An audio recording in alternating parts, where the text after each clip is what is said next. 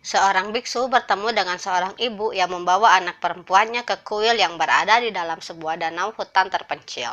Dia bertujuan untuk meminta kesembuhan anaknya yang sedang mengidap penyakit.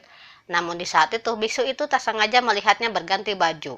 Dan seperti laki-laki normal pada umumnya, dengan rasa yang tak bisa dibendung lagi, akhirnya murid biksu ini malah semakin ketagihan.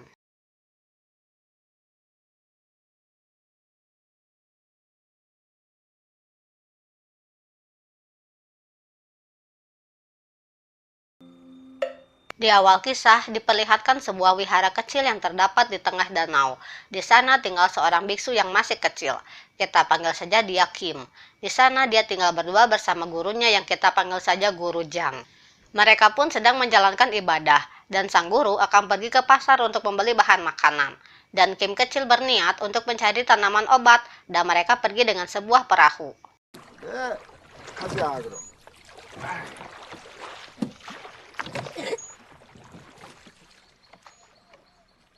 Kim kecil sangat bersemangat untuk mencari tanaman obat, di mana saat diperiksa oleh guru, Kim memetik tanaman yang sangat beracun. Gurunya pun mengajarkan Kim tentang mencari obat yang benar. 이런 거 캐오면은 안 돼. 이건 먹어도 돼요? 그건 괜찮아. Kim kecil terkadang merasa bosan, yang akhirnya dia pergi menyeberang danau untuk bermain. Dia pun mempermainkan seekor ikan dengan mengikatkan sebuah batu kecil yang membuat ikan itu sulit untuk berenang. Dia pun tertawa dan merasa bahagia dengan permainan penyiksaan itu. Apakah Kim kecil calon psikopat? Dan tanpa dia sadari, gurunya mengawasi dirinya diam-diam.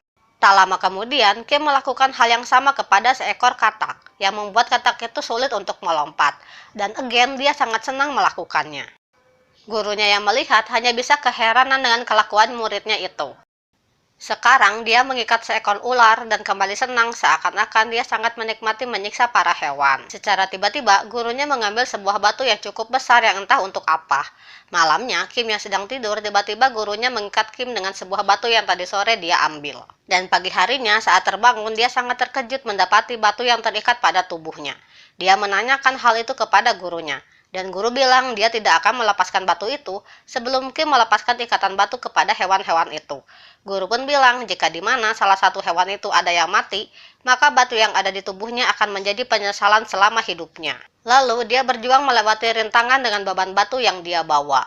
Dan dia menemukan ikan yang kemarin dia ikat. Ikan itu sudah mati di dasar air, namun katak yang dia ikat masih hidup. Lalu dia melepaskannya.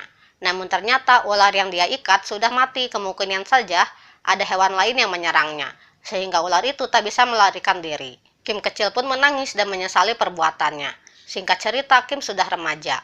Di saat sedang berjalan di dalam hutan, tanpa sengaja dia bertemu dengan ular yang sedang kawin. Dia pun senang melihatnya. Dia juga berpikir bahwa dia ingin merasakan bagaimana kawin itu seperti yang ular itu rasakan. Namun dia yang hanya hidup berdua bersama guru. Bagaimana mau kawin, pacar saja tidak punya. Perasaan ini nyindir mimin deh guys.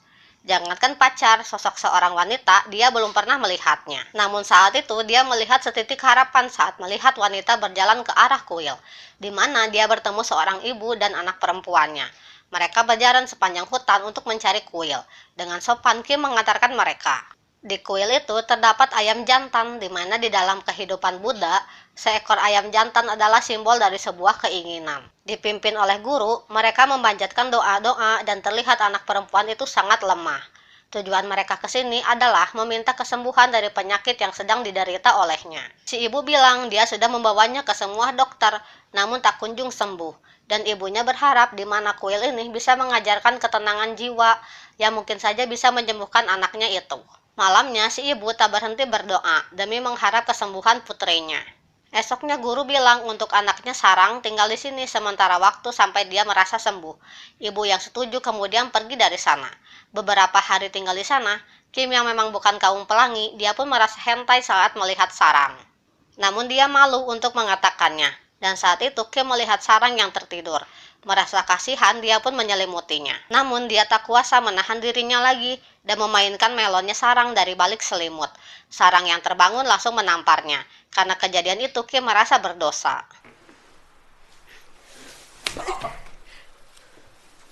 Dia pun berdoa tanpa henti, dan gurunya pun keheranan. Namun sarang menyentuhnya dengan lembut dan mungkin dia sudah memaafkannya. Kemudian Kim berusaha meminta maaf dengan cara mengajaknya berkeliling danau.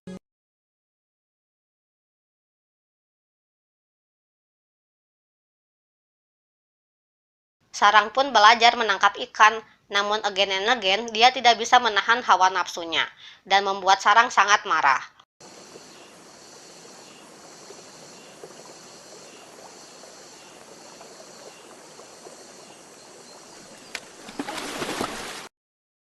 Malamnya Kim tidak bisa tidur karena dia masih bernafsu memikirkan Sarang. Dia terus melihat ke arah Sarang yang sedang tertidur. Esoknya guru membuat ramuan herbal untuk Sarang, dan saat itu Kim caper dengan memperlihatkan skill mendayungnya. Dan cara itu berhasil memikat perhatian Sarang. Kim yang sudah tidak tahan membawa Sarang ke tepi danau, dan setelah penantian yang begitu panjang, kini terbayarkan dengan gurihnya kue lebarannya Sarang. Kim pun menggendongnya karena merasa tanggung jawab. Malamnya saat guru tertidur pulas, tiba-tiba Sarang memberikan kode untuk melanjutkan ronde. Tentu saja Kim tidak akan melewatkan kesempatan itu. Dinginnya malam menjadi saksi pertempuran mereka. Terlihat Sarang berbeda dari sebelumnya. Kini dia terlihat lebih aktif, segar, dan sehat. Seperti sudah sembuh dari penyakitnya. Dan bisa kita simpulkan mungkin saja obat manjur untuk Sarang adalah pertempuran dengan Mr. Kim. Malam harinya, Sarang kecanduan dengan aksi tempurnya Kim. Mereka pun kembali bertempur. Namun kali ini, mereka pergi ke tengah danau agar mereka bisa lebih bebas. Dan perahu kayu menjadi saksi bisu pertempuran mereka. Namun pagi hari, sang guru melihat mereka tertidur di perahu. Guru pun membangunkan mereka. Namun di sini, guru tidak mengungkapkan kemarahannya. Karena menurutnya itu adalah hal yang wajar. Guru hanya mengingatkan muridnya itu bahwa nafsu akan mengarahkan keinginan untuk memiliki. Dan kepemilikan mengarahkan kepada pengancaman. Dan dia mengatakan bahwa Sarang sudah sembuh dari penyakitnya. Maka dia harus pulang ke rumahnya. Guru pun mengantarkan sampai pintu gerbang. Dengan kepulangan Sarang membuat Kim merasa gelisah dan tidak bisa tidur. Dia memutuskan untuk kabur dan bertemu dengan Sarang. Kim membawa patung Buddha dan ayam jantan bersamanya. Bertahun-tahun lamanya, guru yang sudah menua, dia baru pulang dari desa sebelah untuk membeli bahan makanan. Dan dia juga membawa seekor kucing. Dia juga memakan poci yang dia beli dan tanpa sengaja saat melihat koran, dia melihat berita muridnya. Di mana kini, Kim menjadi buronan oleh kepolisian. Kim udah bener hidup jadi biksu, malah sekarang jadi buronan. Karena sudah membunuh istrinya, guru mengambil sepotong kain dan menjahitnya karena kemungkinan Kim akan kembali ke sana. Dan benar saja, Kim yang sudah berbeda datang ke sana dengan amarah dan membawa sebuah pisau yang berlumuran cairan merah. Yang dia gunakan untuk membunuh istrinya karena sudah berselingkuh dengan orang lain. Guru yang sudah menunggu, dia menjemput Kim dengan emosi dia menceritakan dirinya. Yang hanya ingin mencintai Sarang, namun Sarang selingkuh dengan orang lain yang membuatnya kecewa. Polisi itu pun bersedia menunggu Kim, namun saat itu polisi yang gabut menembak kaleng yang hanyut di sungai. Karena hal itu membuat Kim merasa panik, guru menghentikan dengan satu lemparan batu.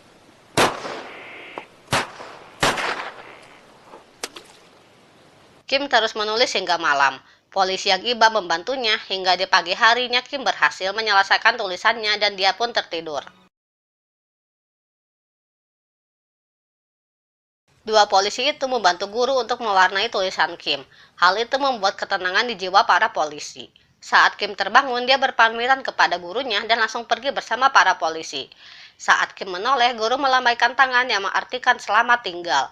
Kok Mimin jadi sedih nih guys?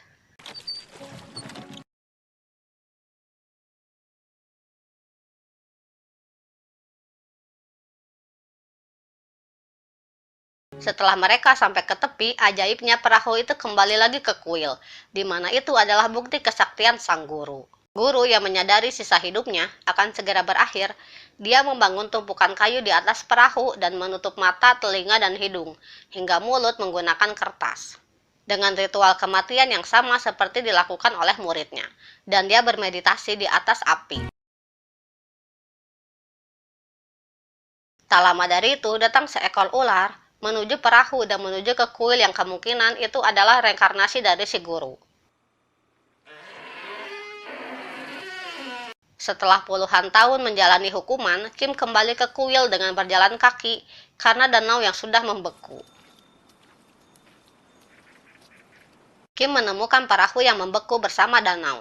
Lalu dia menghancurkan es itu dan mengumpulkan gigi dari gurunya, membungkusnya dengan kain merah dan menyimpannya di patung Buddha buatannya. Kim menggali es agar dia mendapatkan sumber air, dan saat membuka laci, Kim menemukan sebuah buku panduan untuk belajar kungfu.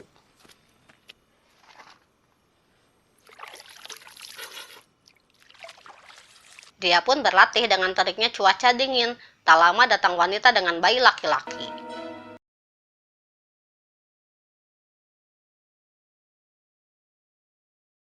Entah mengapa wanita itu menutup wajahnya, Kim menyambutnya dengan hangat.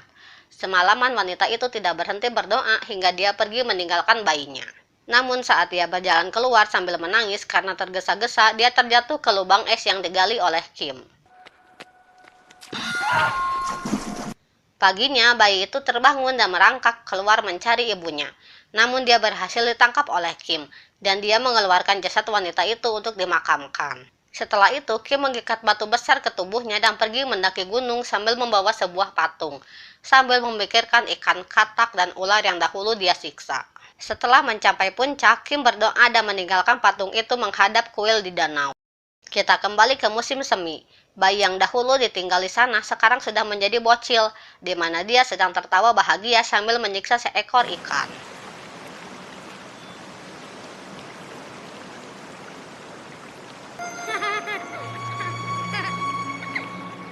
Dengan memasukkan kerikil ke mulut ikan, kodok, dan ular, hampir sama dengan yang dilakukan oleh gurunya dahulu. Dan film pun tamat.